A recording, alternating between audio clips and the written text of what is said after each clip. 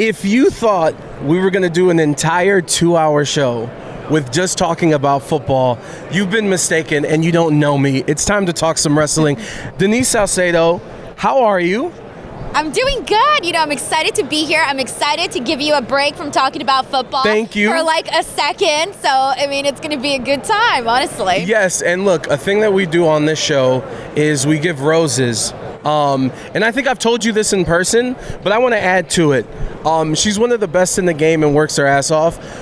She's working all the time. I need you guys to understand, we're in these radio junkets. It's like a red carpet, and the wrestlers come and we try to talk to them, and sometimes we have to wait. And like me, I'm like, let me go use the bathroom. Let me go find some food. You know what she's doing? She's taking the SD card out and she's editing the video so they're already up on YouTube. And she works her ass off. So for people who like to say that peoples are in their positions for whatever reasons, it's like, no, the work ethic is amazing. So I guess my first question I want to ask you is, at what point did you go, this is what I want to do, and let's invest and spend all our time in making this possible? God, this is something that I've been wanting to do for a long time. And as you know, it's very hard to make a name for yourself in content creation, in media, it's a in wicked all game. of it. Yes, it's very, very hard. There's so much competition. It's a lot. And no one's going to give you the time of day until you're a somebody. But then you're like, how do I become a somebody if nobody's giving me the time of day? So I basically used YouTube and started putting out like tons and tons of content on there to basically try to make a name for myself through YouTube. And if it wasn't for YouTube, I honestly don't know where I would be at, honestly. And so I really started to focus. Like, I started my channel in March of 2018, but it was really in 2020 where I decided to go like full-time, all in on the channel. And that is when it completely just like blew up. And ever since then, I've just been adding more and more content. But this is something, media is something that I've been doing since I was in, I'm going to say like since 2014, actually, 2014. So I'm going for 10 years this year, actually. Yeah, and shout out to YouTube, because like, look, we've never like, this is our first time like speaking. So I've always wanted to be in radio, and I've gone to music and the sports, and the whole thing was, all right, I'm in sports radio. I'm not a former professional athlete. So like, when I'm talking about things, like, well, why is someone going to listen to me instead of listening to someone else? But then I was like, hold on, it's sports radio. It's a lot of old white dudes that like show up to the studio and then they don't do anything. And I was like, oh, there's TikTok, there's YouTube, there's this, that, and the third, which is why it led me to seeing your stuff. And it's been incredible. And it's like, I want to ask you, because you just said it, since 2014, like there's been this weird thing in wrestling that it's been weird for me to adjust, like going from the sports world, and there's always post-game press conferences and there's always scrums, and it's like, oh, now we're doing it in wrestling, and like the media aspect of it, and it seems like it's now more appreciative, which makes it more competitive because everyone's allowed in, even if you just have a phone with no mic or anything. No shade to anyone, you have to start somewhere. I just bought that camera. I feel nice because I got a nice camera now. But no, just the change and the fact that like the media is being accepted into all these big events when it comes to wrestling. Yeah, it's like you said, everyone does have to start somewhere. I've never been that person that shows up with the phone, though. I will say that. I'm like, nope, if I'm going to start, like even when I started, I like scraped up all my little cash and whatever I could do, got myself a little camera, and always showed up looking the part. Because that's the thing, honestly, like you got to look the part. They say fake it till you make it, fake it till you make it, but like in a good way. Shout out to though. Amazon, excuse me. I'm just being honest. Shout out to Amazon. Continue. No, but they have great deals there for like cameras and lights and everything. I buy a lot of my stuff on Amazon as well. So yeah, honestly.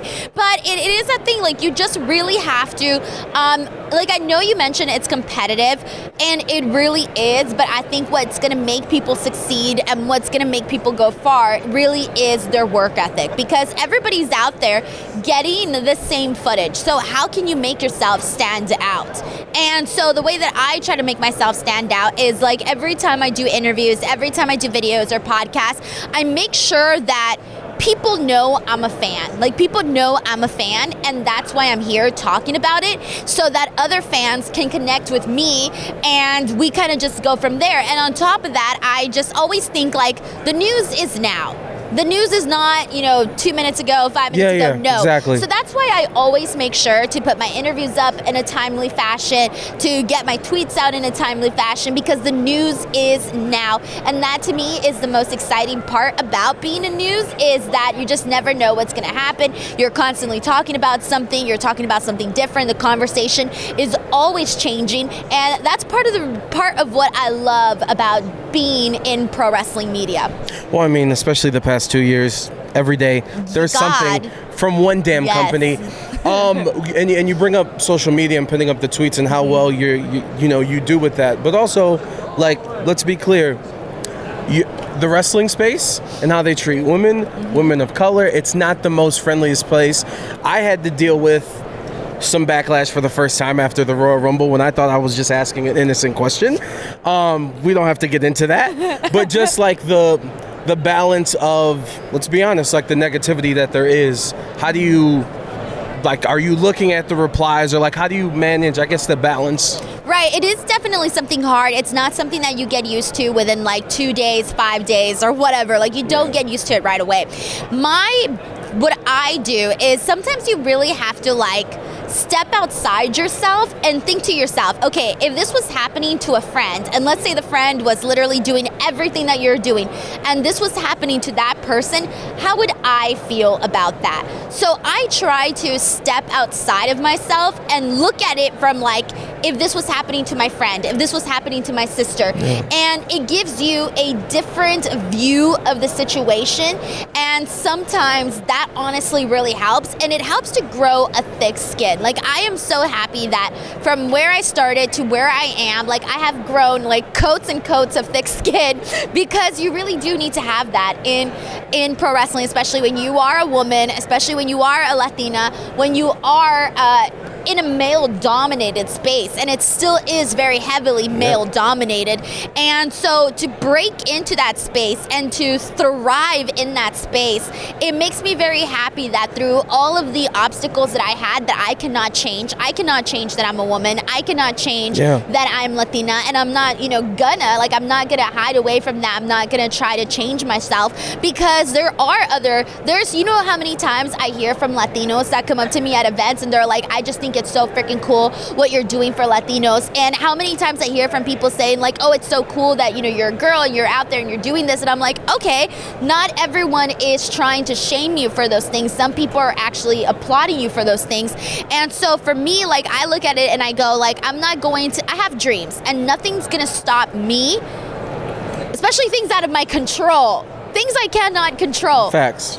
Nothing is going to stop me from trying to achieve those things, because at the end of the day, someone wrote something mean to you on the internet. Okay, did they hit you? No. Did they pull your hair? No. Did they slap you? No. They could be doing far worse things. Well, it's like when you turn the off button and the screen goes away, so does the tweet. It's done. And it's done. Finished. Yes. And well, it's not that you asked for my advice, but this past week with the things that I was alluding to, I asked people and someone said, hey, Adrian, are they paying you? Mm-hmm. No, they're not. Then don't freaking worry about it. You're fine. Do what you do and trust your gut, because you mean good intentions. Another thing on the same balance tip is not just the reactions to thing and what people say, is how do you balance scheduling tweets? When do I put this on Instagram, YouTube? Because sometimes I feel like I get caught in the wormhole where I have to constantly look, do I have a notification? And that's and I feel like even if you're not chasing something, we're all on social media probably way too freaking much. But how do you balance that? So I gotta tell you, I am always on social media 24/7. I give myself breaks, of course, to watch TV and do other things, of course, like everybody else. But I am on social media a lot. I'm on Twitter. The Twitter tab is always open. It's always open, and I'm constantly refreshing my feed. That's how I'm so active. I see what people write to me. I see what people are saying.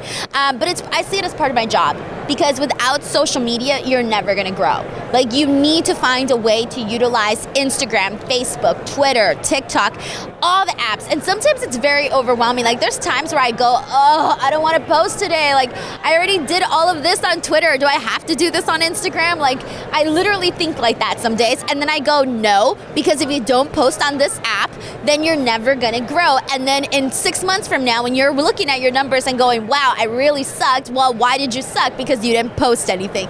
And so I know what happens when I don't post, and I know what happens when I do post. I know how I feel when I'm doing good, and I know how I feel when I'm doing bad. So I make sure to prevent all of that by like just doing what I have to do, even if there's moments where I feel overwhelmed, moments where I feel lazy, moments where I know, you know what? People will be there. I could post tomorrow. No, sometimes you just have to like be like, this is a job that I'm doing, and I'm gonna do it right now. Because then if not, you lose out, you know? Yeah, no, facts, I do. What's your proudest moment where you look back and go, damn, I really did that? Honestly, I would say you have a lot to choose from, by the way. Yeah, I was thinking about that right now. I was like, okay, well, it depends on what medium you ask me, right? Because when you ask me about like YouTube, okay, hitting 100,000 subscribers, I was very, very proud of that.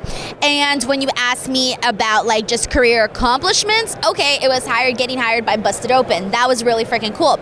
And then like overall moments, I would definitely say getting to do the NXT appearance on the premium live event for Stand and Deliver that happened in my hometown of Los Angeles at the Staples Center, where I used to go as a little girl to watch pro wrestling.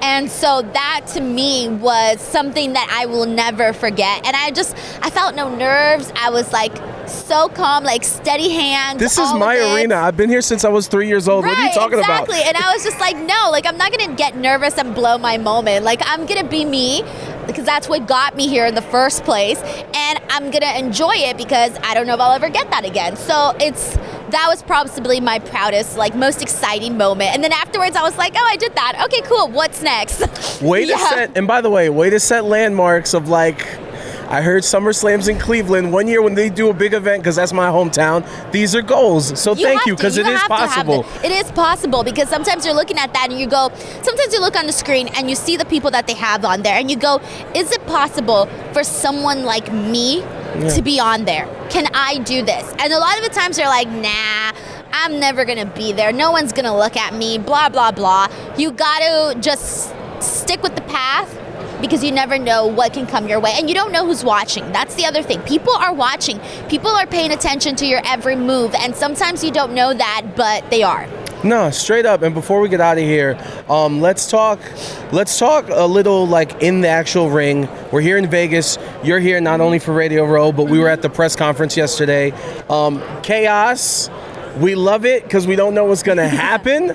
So just tell me what the closing match, main event matches will be for night 1 and night 2 of WrestleMania right now as we speak. Right now, it's looking like it's definitely Roman Cody, although it kind of felt a little open-ended towards the end of how they closed things out, but whatever. As of right now, Roman Cody. And then for the other night, I'm kind of hoping Rhea Ripley and Bianca Belair at this point. So you want the dream match finally? I don't know or why Becky? I was saying Bianca, but I meant to say Becky Lynch and Rhea Ripley.